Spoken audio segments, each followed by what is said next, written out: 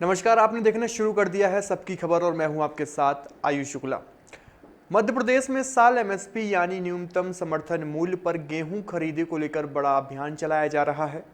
रबी विपणन सीजन 2026-27 के लिए अब तक करीब 19,04,644 किसानों ने पंजीयन कराया है।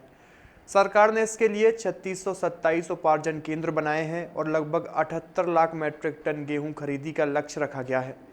गेहूं एमएसपी 2585 रुपये प्रति क्विंटल है, जबकि राज्य बोनस जोड़कर किसानों को 2625 रुपये में भुगतान कर रही है।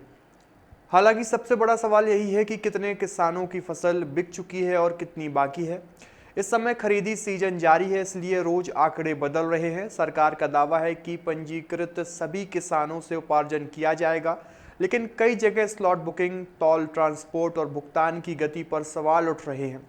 चूंकि खरीदी अप्रैल से चरणबद्ध शुरू हो चुकी है, इंदौर, उज्जैन, भोपाल और नर्मदापुरम संभाग में 10 अप्रैल से और बाकी संभागों में 15 अप्रैल से, इसलिए बड़ी संख्या में किसानों की फसल खरीदी प्रक्रिया में है, जबकि एक हिस्सा अभी स्लॉट या उपार्जन केंद्रों पर अपनी बारी का इंतजार कर रहा है।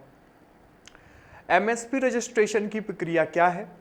मध्य प्रदेश में यह पूरी व्यवस्था ई उपार्जन पोर्टल से चलती है। किसानों को सबसे पहले पंजीयन कराना होता है, जिसमें आधार, समग्र आईडी, बैंक खाता, भूमि रिकॉर्ड और गिरदावरी का सत्यापन जरूरी होता है।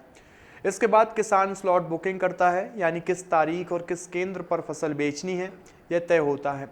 तय तारीख पर किसान उपार्जन केंद्र पहुंचता है, जहां गुणवत्ता जांच, तौल, पावती और खरीदी होती है। इसके बाद भुगतान सीधे आधार लिंक्ड बैंक खाते में आमतौर पर 7 कार्य दिवस के भीतर डीबीटी के जरिए भेज दिया जाता है।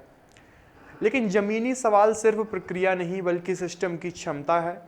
करीब 19 लाख किसानों का पंजीयन अपने आप में रिकॉर्ड भागीदारी मानी जा रही है। पिछले साल की तुलना में यह संख्या काफ़ी अधिक बताई जा रही है। इतनी बड़ी संख्या में किसानों को समय पर स्लॉट देना, केंद्रों पर भीड़ नियंत्रित करना, बारदानों की उपलब्धता, तौल व्यवस्था और समय पर भुगतान, ये सभी सरकार के लिए चुनौती हैं।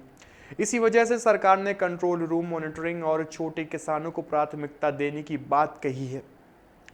विपक्ष लगातार सवाल उठा रहा है कि पंजीयन होना और फसल बिक जाना दो अलग बातें हैं। किसान संगठनों की मांग है कि सिर्फ रजिस्ट्रेशन के आंकड़े नहीं बल्कि कितने किसानों की फसल खरीदी जा चुकी है, कितना भुगतान हुआ और कितने किसान अभी प्रतीक्षा में हैं, इसकी रोज सार्वजनिक मॉनिटरिंग हो। यही असली कसौटी होगी कि एमएसपी व्यवस्था कितनी प्रभावी है। इस पूरे मॉडल में एक और अहम बिंदु है, एमएसपी सिर्फ भाव नहीं, भरोसे का सवाल है। अगर स्लॉट समय पर नहीं मिला, भुगतान लटका या केंद्रों पर अव्यवस्था हुई तो रजिस्ट्रेशन के रिकॉर्ड भी किसानों को राहत नहीं दे पाएंगे। सरकार इसे किसान हितैषी मॉडल तो बता रही है, जबकि आलोचक कह रहे हैं कि असली परीक्षा खरीदी के अंतिम आंकड़ों में होगी। तो तस्वीर साफ है, करीब 19 लाख किसान पंजीकृत, लाखों टन खरीदी का लक्ष्य, हजारों केंद्र सक्रिय, प्रक्रिया डिजिटल, लेकिन बड़ी संख्या में किसान अभी भी खरीदी चक्र में हैं। सवाल यही है, क्या पंजीयन से आगे बढ़कर हर किसान की फसल एमएसपी पर बिक पाएगी? यही इस सीजन की सबसे बड़ी परीक्षा है। आपकी इस पूरी खबर को लेकर क्या राय है, कमेंट बॉक्स में अपनी प्रतिक्रिया जरूर दीजिए और देखते रहिए सबकी खबर। शुक्रिया। इस पूरे मामले को लेकर मध्य प्रदेश के मुख्यमंत्री डॉक्टर मोहन यादव ने एक प्रेस वार्ता 22 अप्रैल को आयोजित की, जिसमें उन्होंने मध्य प्रदेश के किसानों को लेकर कई अहम बातें की। सुनिए उन्होंने क्या कहा।